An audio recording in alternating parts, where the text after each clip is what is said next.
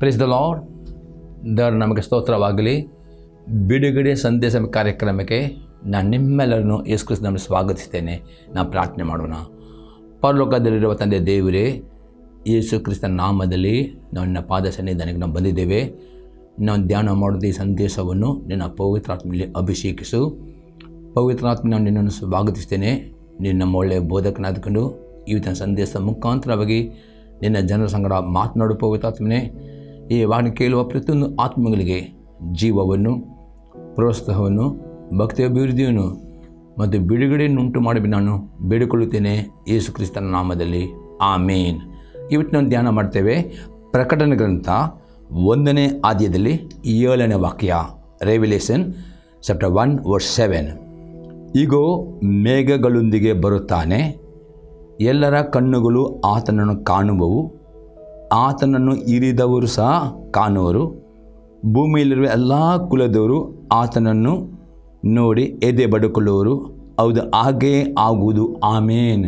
ನಾವಿಲ್ಲಿ ನೋಡ್ತೇವೆ, ಯೋಹನನು ಪತ್ಮೋಸ್ ದ್ವೀಪದಲ್ಲಿ ಅಲ್ಲಿ ದೇವರ ಆತ್ಮನು ದೇವದೂತನ ಮುಖಾಂತರ ಈ ಪ್ರಕಟಣೆಯನ್ನು ಯೋಹನ ಹೊಂದಿಕೊಂಡಿರುವಾಗ ಆತ ಹೇಳ್ತಾನೆ, ಯೇಸು ಕ್ರಿಸ್ತನು ಮೇಘಗಳೊಂದಿಗೆ ಬರುತ್ತಾನೆ. ನಾವು ಇದು 2ನೇ ಬರೋಣ ಬಗ್ಗೆ ಮಾತನಾಡ್ತದೆ. ಈ 2ನೇ ಬರೋಣ ಆಗೋ ಮೊದಲು ಯೇಸು ಕ್ರಿಸ್ತನು ತನ್ನ ಸಭೆಗಾಗಿ ರಹಸ್ಯ ಬರೋಣದಲ್ಲಿ ಬರ್ತದೆ ಎಂಬುದಾಗಿ ನಾವು ದೇವರ ವಾಕ್ಯದ ನೋಡ್ತೇವೆ. ಯೇಸು ಕ್ರಿಸ್ತನು ಮಧ್ಯ ಆಕಾಶದಲ್ಲಿ ತುತ್ತೂರಿಯ ಧ್ವನಿಯೊಡನೆ ತನ್ನ ಸಭೆಯನ್ನು ಎತ್ತುಪಡಲಿಕ್ಕೆ ಬರುತ್ತಾನೆ. ಆ ನಂತರ 7 ವರ್ಷದ ಸಂಕಟಗಳು ಪ್ರಾರಂಭವಾಗ್ತವೆ. ಆ ಸಂಕಟದಲ್ಲಿ ಪುನಃ ಅಲ್ಲಿ 3 ರ್ಯಾಪ್ಚರ್ ಉಂಟು ಎಂಬುದಾಗಿ ಡೇಕ್ ಸ್ಟಡಿ ಬೈಬಲ್ನಲ್ಲಿ ಬರೆಯಲ್ಪಟ್ಟಿದೆ. ಆದ ನಂತರ ಯೇಸು ಕ್ರಿಸ್ತನು ತನ್ನ ಭಕ್ತರೊಟ್ಟಿಗೆ ಈ ಭೂಮಿಗೆ ಬರುವಾಗ ಎಲ್ಲರ ಕಣ್ಣುಗಳು ಆತನು ನೋಡುತ್ತೆ ಎಂಬುದಾಗಿ ಬರೆಯಲ್ಪಟ್ಟಿದೆ. ಹಾಗಾದರೆ ಈ 2ನೇ ಬರೋಣ ಆಗುವಂಥ ಮೊದಲು ಆಗುವಂಥ ಸಭೆ ಎತ್ತಲ್ಪಡುವಿಕೆ, ಇದರ ಬಗ್ಗೆ ನಾವು ವಿವರವಾಗಿ ನೋಡಿಕೊಂಡು ಯಾವಾಗ 2ನೇ ಬರೋಣ ಬರ್ತದೆ, ಅದರ ಮೊದಲು ಏನು ಆಗ್ತದೆ ನಾವು ದೇವರ ವಾಕ್ಯ ನೋಡೋಣ.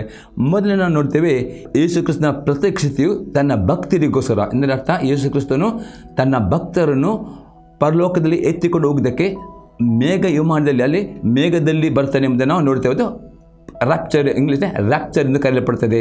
ನಾವು ನೋಡ್ತೇವೆ 1ನೇ ಕೊರಿಂಥದವರಿಗೆ ಪತ್ರಿಕೆ 15ನೇ ಅಧ್ಯಾಯದಲ್ಲಿ 51 ಮತ್ತು 52ನೇ ವಾಕ್ಯ.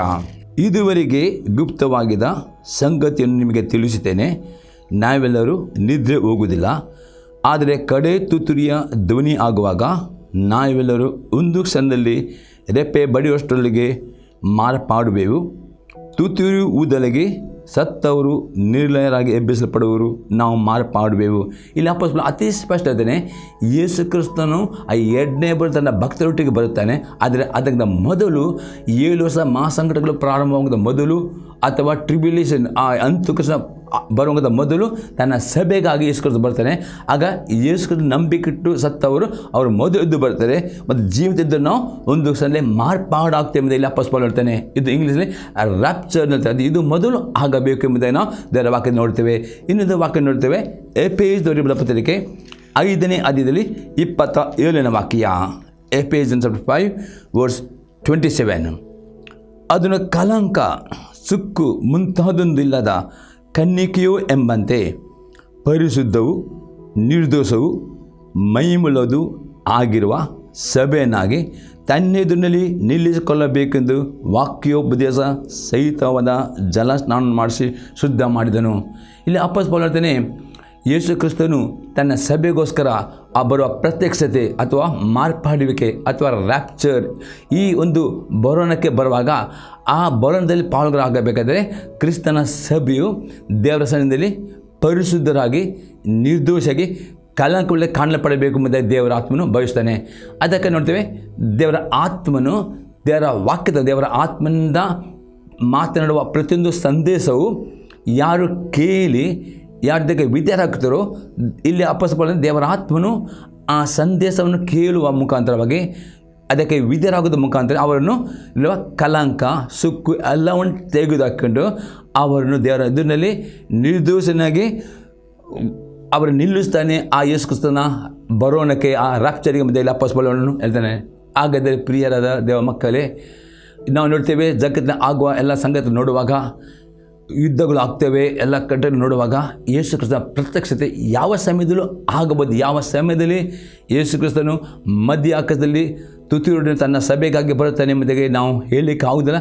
ಯಾವ ಮೂಮೆಂಟ್ನಲ್ಲೂ ಯೇಸು ಕ್ರಿಸ್ತನ ಬರೋಣ ಆಗಬಹುದು, ಆ ಪ್ರತ್ಯಕ್ಷತೆಯ ಬರೋಣ ಅಥವಾ ರಹಸ್ಯ ಬರೋಣ ಅಥವಾ ರ್ಯಾಪ್ಚರ್. ಅದು ಇದಕ್ಕಾಗಿ ನೀವು ಸಿದ್ಧರಾಗಬೇಕಾದರೆ ನೀವು ಏನು ಈ ಟಿ ವಿ ಮಾಧ್ಯಮದಲ್ಲಿ ಕೇಳುವ ಈ ಸಂದೇಶವನ್ನು ಕೇಳಿ ಅದಕ್ಕೆ ವಿಧೇಯರಾಗುವುದಾದರೆ ಅಪೊಸ್ತಲ ಪೌಲನು ಹೇಳ್ತಾನೆ, ಪವಿತ್ರ ಆತ್ಮನು ಯಾರ್ಯಾರು ದೇವರ ವಾಕ್ಯವನ್ನು ಕೇಳುತ್ತಾರೋ ಅದಕ್ಕೆ ವಿಧೇಯರಾಗ್ತಾರೋ ಅವರನ್ನು ದೇವರ ಆತ್ಮನು ಅವರನ್ನು ಜಲಸ್ನಾನ ಮಾಡಿ ಅವರಲ್ಲಿ ಇರುವ ಕಲಂಕ ಸುಕ್ಕು ಎಲ್ಲವನ್ನು ತೆಗೆದುಹಾಕೊಂಡು ನಿರ್ದೋಷವು ಮೈಮೆರೆದು ಸಭೆಯಾಗಿ ಅದನ್ನು ಮಾಡುತ್ತಾನೆ. ಮತ್ತು ಆ ಸಭೆಗಾಗಿ ಯೇಸು ಕ್ರಿಸ್ತನು ಬರುತ್ತಾನೆ ಎಂಬುದಾಗಿ ಅಪೊಸ್ತಲ ಅತಿ ಸ್ಪಷ್ಟ ಇದೆ. ಹಾಗಾದರೆ ಇವತ್ತು ನೀವು ಈ ಯೇಸು ಕ್ರಿಸ್ತನ ಪ್ರತ್ಯಕ್ಷತೆಯಲ್ಲಿ ಪಾಲ್ಗೊಳ್ಳಬೇಕಾದ್ರೆ ನೀವು ಪ್ರತಿ ಆದಿತ್ಯವಾರ ಸಭೆಯಾಗಿ ಸೇರಿ ಬರೆದೆಂದಿಗೂ ಬಿಟ್ಟು ಬಿಡಬಾರದು. ದೇವರ ಆತ್ಮನು ಪ್ರತಿಯೊಂದು ಸಭೆಯಲ್ಲಿ ಮಾತನಾಡ್ತಾನೆ ಮತ್ತು ಸಭೆಯಲ್ಲಿ ದೇವರ ಆತ್ಮನ ಮಾತಾಡಿದ ಉಪದೇಶವನ್ನು ಯಾರು ಕೇಳಿ ಅದಕ್ಕೆ ವಿಧೇಯರಾಗ್ತಾರೋ ಪವಿತ್ರ ಆತ್ಮನ ಆ ಉಪದೇಶದ ಮುಖಾಂತರ ಆ ಸಭೆಯ ಪ್ರತಿಯೊಬ್ಬರನ್ನು ಪರಿಶುದ್ಧವು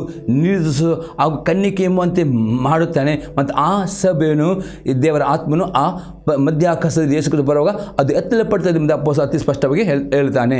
ಇನ್ನೊಂದು ಎಕ್ಸಾಂಪಲ್ ನೋಡ್ತೇವೆ. 1ನೇ ಥೆಸಲೋನಿಕದವರಿಗೆ ಬರೆದ ಪತ್ರಿಕೆ 4ನೇ ಅಧ್ಯಾಯದಲ್ಲಿ 15ರಿಂದ 17ನೇ ವಾಕ್ಯ ತನಕ, ನಾವು ಕರ್ತನ ಮಾತಿನ ಆಧಾರದಿಂದ ನಿಮಗೆ ಹೇಳುವುದೇನೆಂದರೆ, ಕರ್ತನು ಪ್ರತ್ಯಕ್ಷನಾಗುವವರೆಗೂ ಜೀವದಿಂದಿಳಿದ ನಾವು ನಿದ್ರೆ ಹೋದವರಿಗಿಂತ ಮುಂದೆ ಆಗುವುದೇ ಇಲ್ಲ. ಅಪೊಸ್ತಲ ಹೇಳ್ತಾನೆ, ಯಾರ್ಯಾರು ಯೇಸು ಕ್ರಿಸ್ತನ ನಂಬಿಕೆಟ್ಟುಕೊಂಡು ನೀಲಿ ಮುಳುಗಿ ದೀಷ್ಟ ಅಂದ್ಕೊಂಡು ಸತ್ತಿದ್ದಾರೋ ಅವರು ನಿದ್ರೆ ಹೋಗಿದ್ದಾರೆ. ಅವರು ಜೀವ ಇರೋ ನಾವು ಪರಲೋಕ ಹೋಗುವಂಥ ಮೊದಲು ರ್ಯಾಪ್ಚರ್ ಆಗುವುದು ಅವರು ಎದ್ದು ಬರ್ತಾರೆ ಎಂದು ಅಪೊಸ್ತಲನಲ್ಲಿ ಹೇಳುತ್ತಾನೆ. ಮತ್ತು ಹೇಳ್ತಾನೆ, ಕರ್ತನು ತಾನೇ ಆಜ್ಞಾಘೋಷದೊಡನು ಪ್ರಧಾನ ದೂತನ ಶಬ್ದದೊಡನು ದೇವರ ತುತ್ತೂರಿದೊಡನು ಆಕಾಶದಲ್ಲಿದ್ದು ಬರುವನು. ಇಲ್ಲ ಅಪೊಸ್ತಲನು ಯೇಸು ಕ್ರಿಸ್ತ ತಾನೇ ಪರಲೋಕದಿಂದ ಆ ಮಧ್ಯ ಆಕಾಶದಲ್ಲಿ ಅಂದರೆ ಆ ಒಂದು ತುತ್ತೂರಿಯೊಡನೆ ಆತನು ಇಳಿದು ಬರುತ್ತಾನೆ. ಆಗ ಕ್ರಿಸ್ತನಲ್ಲಿರುವ ಸತ್ತವರು ಮೊದಲು ಎದ್ದು ಬರು. ಯಾರು ಯೇಸು ನಂಬಿಕೆಟ್ಟುಕೊಂಡು ನೀಲಿ ಮುಳುಗಿ ದೀಸ ಅಂದುಕೊಂಡಿದ್ದರು ಅವರು ಆ ತುತ್ತೂರಿ ಧ್ವನಿ ಆಗುವಾಗ ಅವರು ಎದ್ದು ಬರುತ್ತಾರೆ. ಮತ್ತು ಜೀವಂತಿದ್ದವರು ಅಲ್ಲದೆ 17ನೇ ವಾಕ್ಯ, ಆಮೇಲೆ ಜೀವದಿಂದ ನಾವು ಅಂತರಿಕ್ಷದಲ್ಲಿ ಕರ್ತನನ್ನು ಎದುರುಗೊಳ್ಳುವುದಕ್ಕಾಗಿ ಅವರ ಸಂಗಡಲೇ ಮೇಘವಾಹನಗೆ ಪಕ್ಕನೆ ಒಯ್ಯಲ್ಪಡುವೆವು. ಅಪೊಸ್ತಲ ಹೇಳ್ತಾನೆ, ಹೀಗಾಗಿ ಪ್ರೇರೆ ಮತ್ತು ಜೀವಂತ ಇರುವ ನಾವು ಅವರ ಸಂಗಡ ಮೇಘವಾಹನದಲ್ಲಿ ನಾವು ಒಯ್ಯಲ್ಪಡುತ್ತೇವೆ. ಇದು ರ್ಯಾಪ್ಚರ್ ಕರೆಯಲಾಗುತ್ತದೆ. ಈ ರ್ಯಾಪ್ಚರ್ ಮೊದಲನೇ ಆಗಬೇಕು. ಇದು ಆದ ನಂತರ ಟ್ರಿಬ್ಯುಲೇಷನ್ ಪೀರಿಯಡ್ 7 ವರ್ಷ ಸಂಕಟಗಳು ಪ್ರಾರಂಭ ಆಗ್ತವೆ. ಅದು ಅಂತುಕ್ರಿಸ್ತ ಆಳ್ವಿಕೆ ಬರ್ತದೆ. ಈ ಅಂತುಕ್ರಿಸ್ತ ಆಳ್ವಿಕೆಯಲ್ಲಿ 3 ರ್ಯಾಪ್ಚರ್ ಉಂಟು ಮತ್ತು ಡೇಕ್ ಸ್ಟಡಿ ಬೈಬಲಲ್ಲಿ ಬರೆಯಲ್ಪಟ್ಟಿದೆ. ಇದು ಆದ ನಂತರ ಎಂಡಿಗೆ ಯೇಸು ಕ್ರಿಸ್ತನಲ್ಲಿ ಪರಲೋಕದ ಪ್ರತಿಯೊಬ್ಬರ ಭಕ್ತರು ಯೇಸು ಕ್ರಿಸ್ತನು ಈ ಭೂಮಿಗೆ ಬರ್ತದೆ. ಅದು 2ನೇ ಬರೋಣವಾಗಿದೆ. ಅದರ ಮೊದಲು ಈ ಬರೋಣ ಪ್ರತಿಯೊಬ್ಬರಿಗೂ ಜೀವನದ ದೇವರ ಮಕ್ಕಳು ಇದೇ ಪಾಲುರಾಗಬೇಕು. ಇದು ಯಾವ ಸಮಯದಲ್ಲಿ ಆಗಬರ್ತದೆ ಎಂಬುದೇ ಹೇಳಲಿಕ್ಕೆ ಆಗುವುದಿಲ್ಲ ಎಂಬುದಾಗಿ ದೇವರ ವಾಕ್ಯ ನಾವು ನೋಡ್ತೇವೆ. ಇನ್ನೊಂದು ದೃಶ್ಯವನ್ನು ನೋಡ್ತೇವೆ. 1 ಥೆಸಲೋನಿಕದವರಿಗೆ ಪತ್ರಿಕೆ 5ನೇ ಅಧ್ಯಾಯದಲ್ಲಿ 1ರಿಂದ 9 ವಾಕ್ಯಗಳು. ಸಹೋದರರೇ, ಈ ಸಂಗತಿಗಳು ನಡೆಯಬೇಕಾದ ಕಾಲಗಳನ್ನು ಗಲಿಗಳನ್ನು ಕುರಿತು ನಿಮಗೆ ಬರೆಯುವುದು ಅವಶ್ಯವಿಲ್ಲ. ರಾತ್ರಿ ಕಾಲದಲ್ಲಿ ಕಳ್ಳನು ಹೇಗೆ ಬರುತ್ತಾನೋ ಹಾಗೆ ಕರ್ತನ ದಿನವು ಬರುವುದೆಂದು ನೀವು ಚೆನ್ನಾಗಿ ತಿಳಿದಿರಲಿಲ್ಲ. ಅತಿ ಸ್ಪಷ್ಟ, ಯಾವ ಗಳಿಗೆಯಲ್ಲಿ ಈ ರ್ಯಾಪ್ಚರ್ ಆಗ್ತದೆ ಎಂಬುದಾಗಿ ಯಾರಿಗೆ ಗೊತ್ತಿಲ್ಲದ ರೀತಿಯಲ್ಲಿ ಅದು ಬರುತ್ತದೆ ಎಂಬುದಾಗಿ ಅಪೊಸ್ತಲ ಇಲ್ಲಿ ಹೇಳುತ್ತಾನೆ. ಪ್ರೇರೆ 3ನೇ ವಾಕ್ಯದಲ್ಲಿ ನೋಡ್ತೇವೆ, ಸಮಾಧಾನವಾಗಿಯೂ ನಿರ್ಭಯವಾಗಿಯೂ ಇರುತ್ತೇವೆಂದು ಜನರು ಹೇಳುತ್ತಿರುವಾಗಲೇ ಅವರ ಮೇಲೆ ನಾಶನವು ಗರ್ಭಿಣಿಗೆ ಪ್ರಸವ ವೇದನೆ ಬರುವ ಪ್ರಕಾರ ಬರುವುದು, ಅವರು ಹೇಗೂ ತಪ್ಪಿಸಿಕೊಳ್ಳಲಾರು. ಅಂದರೆ ಯಾರ್ಯಾರು ಯೇಸು ನಂಬಿಕೆ ಇಡಲಿಲ್ಲವೋ ನೀಲಿ ಮುಳುಗಿ ದೀಸ ಅಂದ್ಕೊಳ್ಳೋ ಅವರು ಈ ರಾಷ್ಟ್ರದಲ್ಲಿ ಪಾಲ್ಗೊಳ್ಳಕ್ಕೆ ಆಗುವುದಿಲ್ಲ ಪ್ರೇರೆ ಎಂದು ನಾವು ಇಲ್ಲಿ ನೋಡ್ತೇವೆ. 4ನೇ ವಾಕ್ಯ ನೋಡ್ತೇವೆ, ಆದರೆ ಸಹೋದರರೇ, ಆ ದಿನವು ಕಲ್ಲಂತೆ ನಿಮ್ಮಲ್ಲಿ ಬರತಕ್ಕದಲ್ಲ. ನೀವು ಕತ್ತಲೆಯಲ್ಲಿಯವರು ಅಲ್ಲ, ನೀವೆಲ್ಲರೂ ಬೆಳಕಿನವರು ಹಗಲಿನವರು ಆಗಿದ್ದೀರಷ್ಟೇ. ಪ್ರಿಯ ಅಪೊಸ್ತಲ ಹೇಳ್ತಾನೆ, ಯೇಸು ನಂಬಿಕಿಟ್ಟವರು ನೀಲಿ ಮುಳುಗಿ ಅಂದ್ಕೊಂಡವರಿಗೆ ಈ ಬರೋಣ ಕಲ್ಲನಂತೆ ಅಲ್ಲ. ಯಾಕಂದರೆ ಯಾರ್ಯಾರು ಯೇಸು ನಂಬಿಕೆ ಇಟ್ಟುಕೊಂಡು ನೀಲಿ ಮುಳುಗಿ ತೆಗೆದುಕೊಂಡು ದಿನಲೂ ವ್ಯಕ್ತಿಕವಾಗಿ ಕುಟುಂಬವಾಗಿ ಪ್ರಾರ್ಥನೆ ಮಾಡ್ತಾರೋ, ದೇವರ ವಾಕ್ಯ ದಿನಲೂ ಓದುತ್ತಾರೋ, ದೇವರ ವಾಕ್ಯ ವಿದ್ಯಾರಾಗ್ತಾರೋ, ಪ್ರತಿ ಆದಿತ್ಯವಾರ ಸಭೆಯಲ್ಲಿ ಅನ್ನಿಡ್ತಾ ಅವರಿಗೆ ಇದು ಕತ್ತಲೆಯಲ್ಲಿ ಅಲ್ಲ, ಅವರಿಗೆ ಕಲ್ಲಂತೆ ಬರುವುದಿಲ್ಲ ಎಂಬುದು ಅಪೊಸ್ತಲ ಇಲ್ಲಿ ಅತಿ ಸ್ಪಷ್ಟ ಹೇಳ್ತಾನೆ. ಮತ್ತು ಆತ ಹೇಳ್ತಾನೆ, ನೀವು ಕತ್ತಲೆಯವರಲ್ಲ, ನೀವೆಲ್ಲರೂ ಬೆಳಕಿನವರು ಹಗಲಿನವರು ಆಗಿದ್ದೀರಷ್ಟೇ. ನಾವು ರಾತ್ರಿಯವಲ್ಲ, ಕತ್ತಲೆಯವರಲ್ಲ.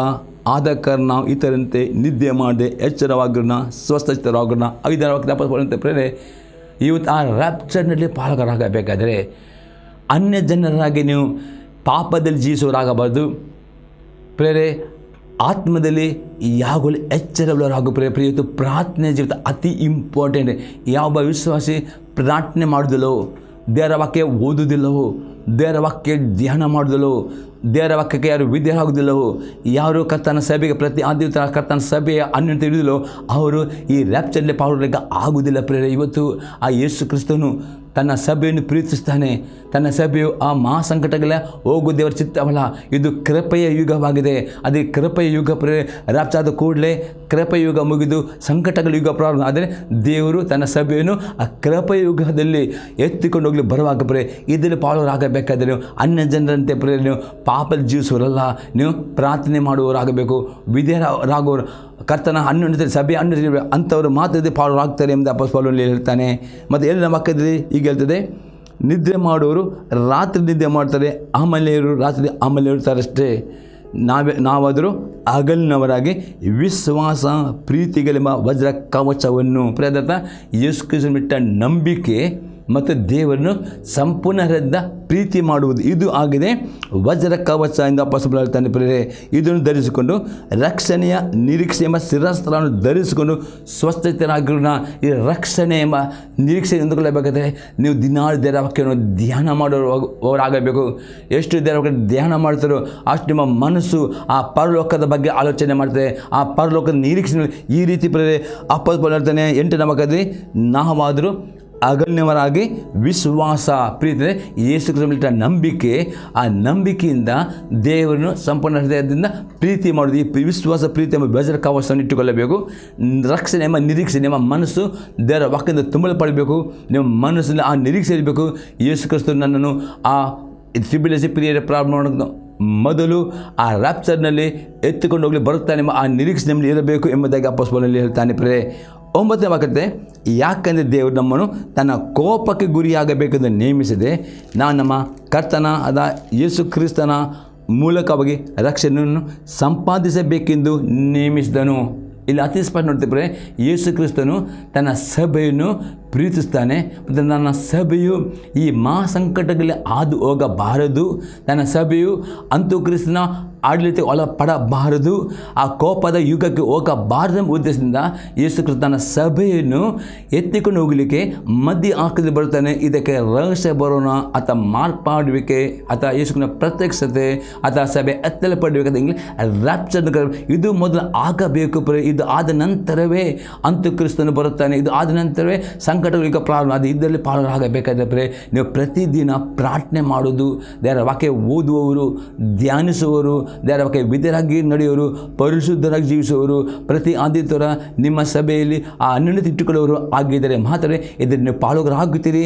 ಅದು ಯಾರು ಪ್ರಾರ್ಥನೆ ಮಾಡೋದಿಲ್ಲ, ಯಾರು ದೇವರ ವಾಕ್ಯ ಓದುವುದಿಲ್ಲ ಅಥವಾ ದೇವರ ವಾಕ್ಯ ಧ್ಯಾನ ಮಾಡೋದಿಲ್ಲ, ಆ ದೇವರ ವಾಕ್ಯ ವಿಧೇಯರಾಗುವುದಿಲ್ಲ, ಯಾರು ಕರ್ತನ ಸಭೆಯಲ್ಲಿ ಅಂಥವರು ಕೈ ಬಿಡಲ್ಪಡುತ್ತಾರೆ. ಅದೇ ನೀವು ಕೈ ಬಿಡಲ್ಪಡುವ ದೇವರ ಉದ್ದೇಶವಲ್ಲ ಎಂಬುದೇ ಅಪೊಸ್ತಲನಲ್ಲಿ ಅತಿ ಸ್ಪಷ್ಟವಿಲ್ಲದೆ ಪ್ರೇರೆ. ಇನ್ನೊಂದು ನಾವು ದೃಷ್ಟಾಂತ ನೋಡ್ತೇವೆ. ಲೂಕನು ಬರೆದ ಸುವಾರ್ತೆ 21ನೇ ಅಧ್ಯಾಯದಲ್ಲಿ 34ರಿಂದ 36ನೇ ವಾಕ್ಯ. ನಿಮ್ಮ ವಿಷಯದಲ್ಲಿ ಜಾಗರೂಕರಾಗಿರಿ.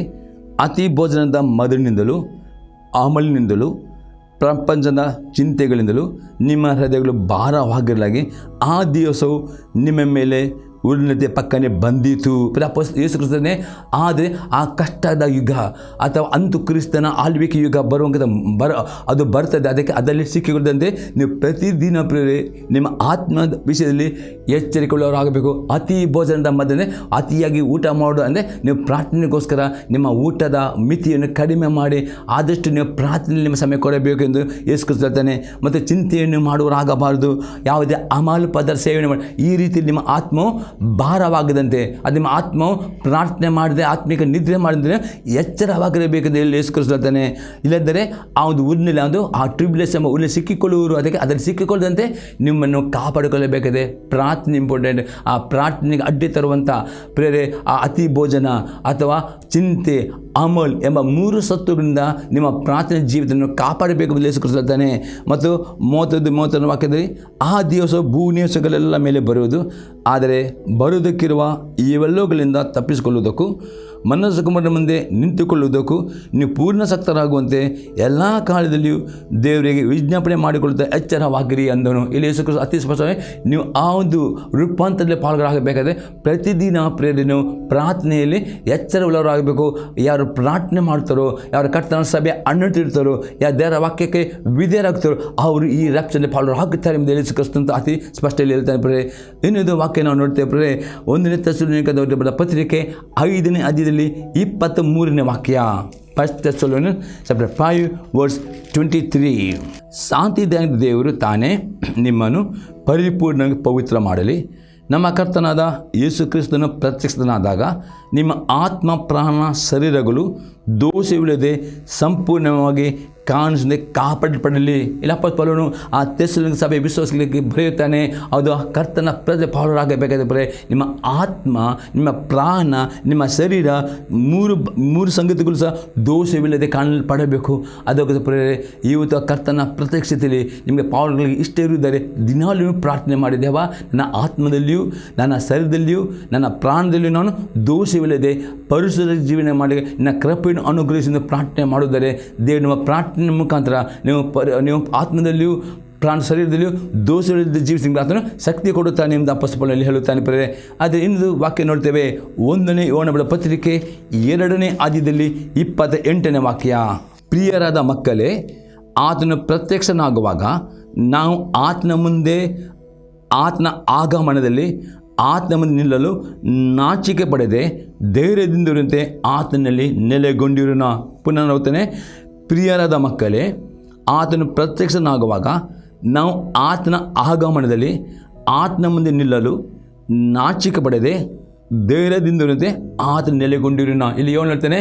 ಯೇಸು ಕ್ರಿಸ್ತ ಆಗಮನದಲ್ಲಿ ನೀವು ಪಾಲುಗಾಗಬೇಕಾದ್ರೆ ಆತನಲ್ಲಿ ನೆಲೆಗೊಳ್ಳಬೇಕಾದರೆ ಯೇಸು ಕ್ರಿಸ್ತನ ವಾಕ್ಯಗಳನ್ನು ಕೈಕೊಂಡು ನಡೆಯುವುದಾದರೆ ಇಲ್ಲಿ ಹೇಳ್ತಾನೆ ಆತನ ಆಗಮನದಲ್ಲಿ ನೀವು ನಾಚಿಕೆ ಒಳಪಡದೆ ಧೈರ್ಯದಿಂದ ಆತನ ಆಗಮನದಂತೆ ಆತನ ಪ್ರತ್ಯಕ್ಷದಲ್ಲಿ ಪಾಲುರಾಗುತ್ತೀರಿ. ಹಾಗಾದರೆ ಪ್ರಿಯರೇ, ಇವತ್ತು ಆ ಯೇಸು ಕ್ರಿಸ್ತನ ಪ್ರತ್ಯಕ್ಷದಲ್ಲಿ ನೀವು ಪಾಲುರಾಗಬೇಕಾದ್ರೆ ಅತಿ ಮುಖ್ಯವಾದ ಒಂದು ಕಂಡೀಷನ್ ಆಗಿದೆ.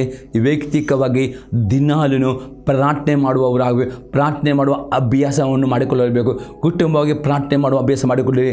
ಅದೇ ರೀತಿ ಪ್ರತಿ ಆದಿತ್ಯವಾರ ನಿಮ್ಮ ಸಭೆಗೆ ಆ ಸಭೆಯ ಅನ್ಯೋನ್ಯತೆಯಲ್ಲಿ ನೀವು ಪಾಲುರಾಗಬೇಕು, ಅತಿ ಅಗತ್ಯವಾಗಿದೆ. ಅಷ್ಟೇ ಅದು ಇನ್ನೊಂದು ಸಂಗತಿ ಆಗಿದೆ, ದಿನ ದೇವರ ಓದುವ ಅಭ್ಯಾಸ ಮಾಡಬೇಕು, ವಾಕ್ಯ ಧ್ಯಾನ ಮಾಡಬೇಕು, ದೇವರ ವಾಕ್ಯಕ್ಕೆ ವಿಧೇಯರಾಗಿ ಪರಿಶುದ್ಧ ನಡೆಯುವ ಅಭ್ಯಾಸ ಮಾಡಿರಿ. ಇದನ್ನು ಮಾಡುವುದರೆ 100% ಪ್ರೇರೆ ಯೇಸು ಕ್ರಿಸ್ತನ ಪ್ರತ್ಯಕ್ಷತೆಯಲ್ಲಿ ನೀವು ಆತನ ಆ ರೂಪಾಂತರದಲ್ಲಿ ಆತನ ರಾಪ್ಚರ್ನಲ್ಲಿ ಪಾಲುರಾಗಲಿ ನಿಮಗೆ ಸಾಧ್ಯವಾಗ್ತದೆ ಪ್ರೇರೆ. ಈಗ 2ನೇ ಸಂಗತಿ ನೋಡ್ತೇವೆ.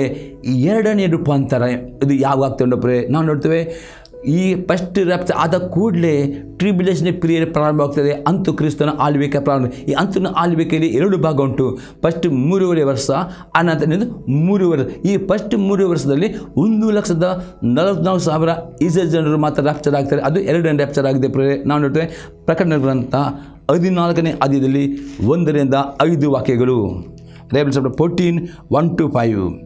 ನಾನು ನೋಡಲಾಗಿ ಯಜ್ಞದ ಕುರಿ ದಾತನು ಚಿಯೋನು ಪರ್ವತದ ಮೇಲೆ ನಿಂತಿರುವುದನ್ನು ಕಂಡೆನು. ಆತನ ಜೊತೆಯಲ್ಲಿ 1,44,000 ಮಂದಿ ಇದ್ದರು. ಅವರವರ ಹಣೆಯ ಮೇಲೆ ಆತನ ಹೆಸರು, ಆತನ ತಂದೆ ಹೆಸರು ಬರೆಯಲ್ಪಟ್ಟಿದ್ದವು. ಇದಲ್ಲದೆ ಪರಲೋಕದ ಕಡೆಯಿಂದ ಜಲಪ್ರವಾಹದ ಘೋಷದಂತೆಯೂ ದೊಡ್ಡ ಗುಡುಗಿನ ಶಬ್ದದಂತೆಯೂ ಇದ್ದ ಶಬ್ದವನ್ನು ಕೇಳಿದೆನು. ನಾನು ಕೇಳಿದ ಆ ಶಬ್ದವು ವೀಣೆಗಳನ್ನು ನುಡಿಸಿಕೊಂಡು ಆಡುತ್ತಿರುವ ವೀಣೆಗರರ ಶಬ್ದದಂತಿತ್ತು. ಅವರು ಸಿಂಹಾಸನದ ಮುಂದೆಯೂ ಆ 4 ಜೀವಿಗಳ ಮತ್ತು ಹಿರಿಯರ ಮುಂದೆಯೂ ಹೊಸ ಹಾಡನ್ನು ಆಡಿದರು. ಭೂಲೋಕದೊಳಗಿಂದ ಕೊಂಡುಕೊಳ್ಳಲ್ಪಟ್ಟ ಆ 1,44,000 ಜನರೇ ಹೊರತು ಬೇರೆ ಯಾರೂ ಆ ಹಾಡನ್ನು ಕಲಿಯಲಾರರು. ಸ್ತ್ರೀ ಸಹವಾಸದ ಮಲಿನರಾಗದರು ಇವರೇ. ಇವರು ಕನ್ಯರಂತೆ ನಿಷ್ಕಲಂಕರು, ಯಜ್ಞದ ಕುರಿಯದಾತನು ಎಲ್ಲಿ ಹೋದರೂ ಇವರು ಆತನ ಹಿಂದೆ ಹೋಗುವರು. ಇವರು ಮನುಷ್ಯರಿಂದ ಸ್ವಕೀಯ ಜನರಾಗಿ ಕೊಂಡುಕೊಳ್ಳಲ್ಪಟ್ಟವರು. ದೇವರಿಗೂ ಯಜ್ಞ ಕುರಿಯದಾತನಿಗೂ ಪ್ರಥಮ ಫಲದಂತರಾದರು. ಇವರ ಬಾಯಲ್ಲಿ ಸುಳ್ಳು ಸಿಕ್ಕಿಲ್ಲ, ಇವರು ನಿರ್ದೋಷಗಳ ಆಗಿದ್ದಾರೆ.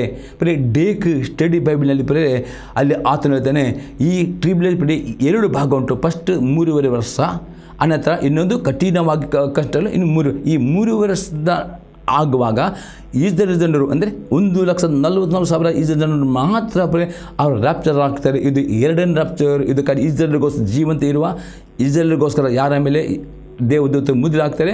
1,44,000 ಇಸ್ರೇಲ್ ಮೇಲೆ ದೇವದೂತರು ಮುದ್ರೆ. ಈ ಮುದ್ರೆ ಒತ್ತಲ್ಪಟ್ಟ 1,40,000 ಜನರು ಮಾತ್ರ ಈ 3 ವರ್ಷ ಎಂಡ್ ಆಗುವಾಗ ಅವರು ಎತ್ತಲ್ಪಡುತ್ತಾರೆ, ಅಥವಾ ಅದಕ್ಕೆ 2ನೇ ರ್ಯಾಪ್ಚರ್ ಎಂಬುದಾಗಿ ಕರೆಯಲ್ಪಡ್ತಾ. ಇದು ಅದನ್ನ ಪುನಃ 3 ವರ್ಷಗಳು ಇನ್ನೂ ಘೋರ ಸಂಕಟಗಳು ಪ್ರಾರಂಭವಾಗ್ತವೆ. ಅಲ್ಲಿ ಎಂಡ್ ಆಗುವಾಗ 3ನೇ ರೂಪಾಂತರ ಆಗ್ತಿದ್ದರೆ ಅದು ಕೈ ಬಿಟ್ಟು ಎಲ್ಲ ವಿಶ್ವಾಸಗಳು, ಯಾರ್ಯಾರು ವಿಶ್ವಾಸಗಳು ಫಸ್ಟ್ ರ್ಯಾಪ್ಚರ್ನಲ್ಲಿ ಕೈ ಬಿಡಲ್ಪಡ್ತಾರೋ ಅವರೆಲ್ಲರೂ ಆ ರ್ಯಾಪ್ಚರ್ನಲ್ಲಿ ಪಾಲ್ಗೊಳ್ಳಾಗ್ತಾರೆ. ಮತ್ತು ಆ ಅಂತು ಕ್ರಿಸ್ತನ ಆ ಕಾಲದಲ್ಲಿ ಯಾರ್ಯಾರು ಸುವಾರ್ತೆಯನ್ನು ಅಂಗೀಕಾರ ಮಾಡಿದ ಪ್ರತಿಯೊಂದು ಅನ್ಯ ಜನರು ಸಹ ಆ ರ್ಯಾಪ್ಚರ್ನಲ್ಲಿ ಪಾಲ್ಗೊಳ್ಳ, ಅದರ ಬಗ್ಗೆ ನೋಡೋಪ್ರೆ. ಅದಕ್ಕೆ 3ನೇ ರ್ಯಾಪ್ಚರ್ ಎಂಬುದಾಗಿ ಡೇಕ್ ಬೈಬಲ್ನಲ್ಲಿ ನಾವು ನೋಡ್ತೇವೆ ಪ್ರೇರೆ. ಪ್ರಕಟಣೆ ಗ್ರಂಥ 7ನೇ ಅಧ್ಯಾಯದಲ್ಲಿ 9-14 ವಾಕ್ಯ. ಈ ಕಾಲದ ಮೇಲೆ ಈಗ ಯಾರಿಂದಲೂ ಎನಿಸಲಾಗದಂಥ ಮಹಾಸಮೂಹವು ಸಿಂಹಾಸನದ ಮುಂದೆಯೂ ನಿಂತಿದ್ದನ್ನು ಕಂಡೆನು. ಅವರು ಸಕಲ ಜನಾಂಗ, ಕುಲ, ಪ್ರಜೆಗಳವರು, ಸಕಲ ಭಾಷೆಗಳ ನಾಡುವವರು ಆಗಿದ್ದರು. ಅವರು ಬಿಳಿ ನಿಲುವಂಗಿಗಳನ್ನು ತೊಟ್ಟುಕೊಂಡು ತಮ್ಮ ಕೈಗಳಲ್ಲಿ ಖರ್ಜೂರದ ಗರಿಗಳನ್ನು ಹಿಡಿದುಕೊಂಡಿದ್ದರು. ಅವರು ಸಿಂಹಾಸನನಾಗಿರುವ ನಮ್ಮ ದೇವರಿಗೂ ಯಜ್ಞದ ಕುರಿದಾತನಿಗೂ ನಮಗೆ ರಕ್ಷಣೆ ಉಂಟುದಾಗಿ ಸ್ತೋತ್ರ ಎಂದು ಮಹಾಶಬ್ದದಿಂದ ಕೂಗಿದರು. ಅಷ್ಟರಲ್ಲಿ ದೇವದೂತರೆಲ್ಲರೂ, ಸಿಂಹಾಸನವು, ಹಿರಿಯರು, 4 ಜೀವಿಗಳು ಇವರ ಸುತ್ತಲೂ ನಿಂತುಕೊಂಡಿದ್ದರು. ಅವರು ಸಿಂಹಾಸನದ ಮುಂದೆ ಅಡ್ಡ ಬಿದ್ದು, ಆಮೇನ್, ಸ್ತೋತ್ರವು, ಪ್ರಭಾವವು, ಜ್ಞಾನವು, ಕರ್ತನಸ್ತುತಿಯು, ಮಾನವು, ಬಲವು, ಶಕ್ತಿಯು ನಮ್ಮ ದೇವರಿಗೆ ಯುಗಯುಗಗಳಲ್ಲಿ ಇರಲಿ, ಆಮೇನ್ ಎಂದು ಹೇಳುತ್ತಾ ದೇವರನ್ನು ಆರಾಧಿಸಿದರು. ಇದನ್ನು ನೋಡಿ ಇವರಲ್ಲಿ ಒಬ್ಬನು ಬಿಳಿ ನಿಲುವಂಗಿಗಳನ್ನು ತೊಟ್ಟುಕೊಂಡಿರುವವರಾದ ಇವರು ಯಾರು, ಎಲ್ಲಿಂದ ಬಂದರು ಎಂದು ನನ್ನನ್ನು ಕೇಳಲು, ಅಯ್ಯ ನೀನೇ ಬಲ್ಲೆ ಅಂದೆನು. ಅವನು ನನಗೆ, ಇವರು ಆ ಹಿಂಸೆಯನ್ನು ಅನುಭವಿಸಿ ಬಂದವರು. ಯಜ್ಞದ ಕುರಿದಾತನ ರಕ್ತದಲ್ಲಿ ತಮ್ಮ ನಿಲುವಂಗಿಗಳನ್ನು ತೊಳೆದು ಶುಭ್ರ ಮಾಡಿದ್ದಾರೆ. ಇಲ್ಲಿ ನೋಡ್ತೇವೆ, ಇಲ್ಲಿ ಈ ಯೋನನು ದೊಡ್ಡ ಜನಾಂಗ ಪರಿ ಫಸ್ಟ್ ರ್ಯಾಪ್ಚರ್ ಆದ ನಂತರ ಸೆಕೆಂಡ್ ರ್ಯಾಪ್ಚರ್ ಆಗಿದೆ 1,44,000 ಜನರಿಗೆ.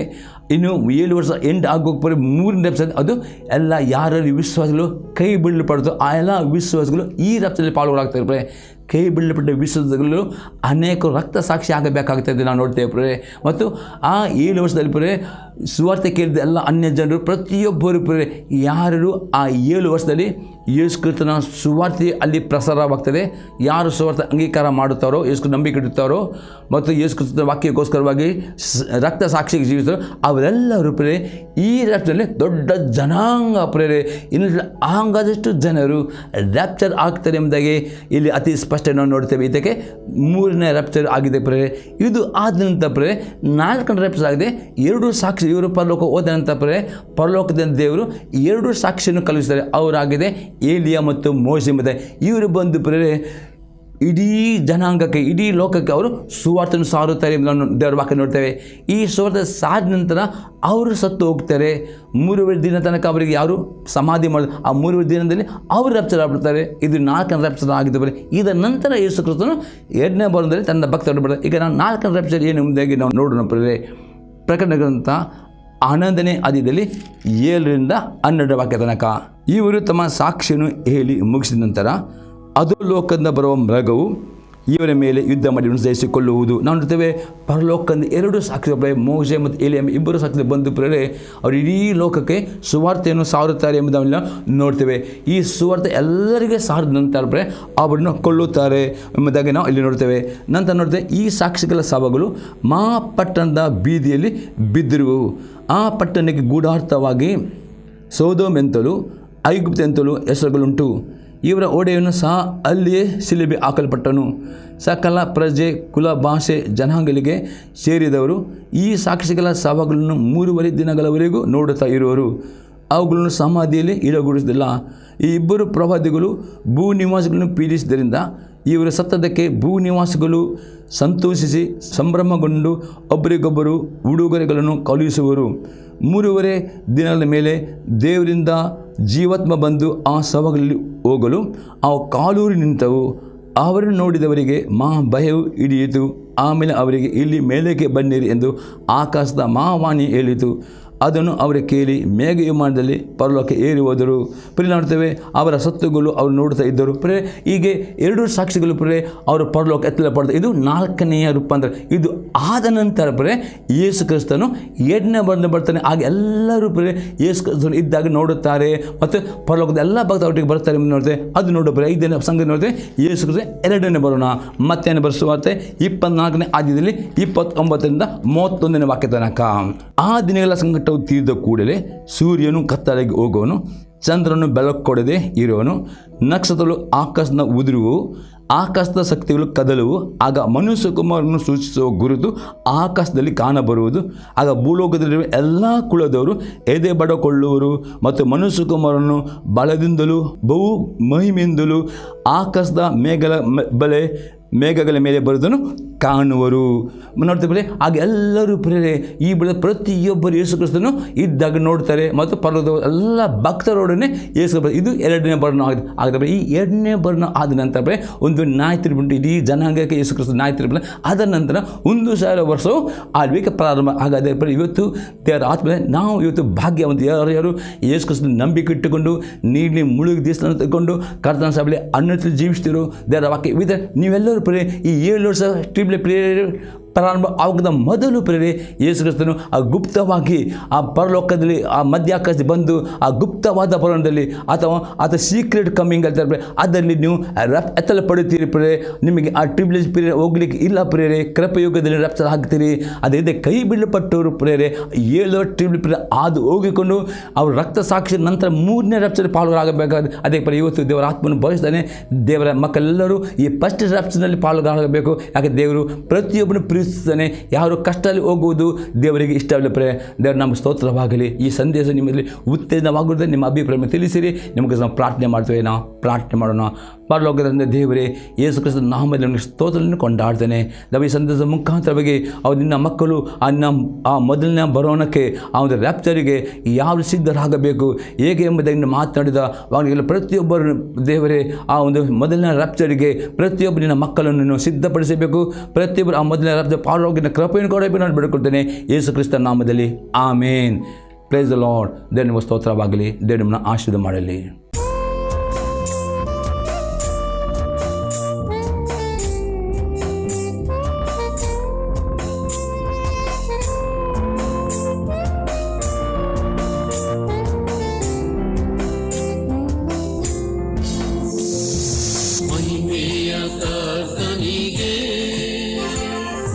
ಜಯ ಜಯ ಜಯ ವೀರ ದೇವ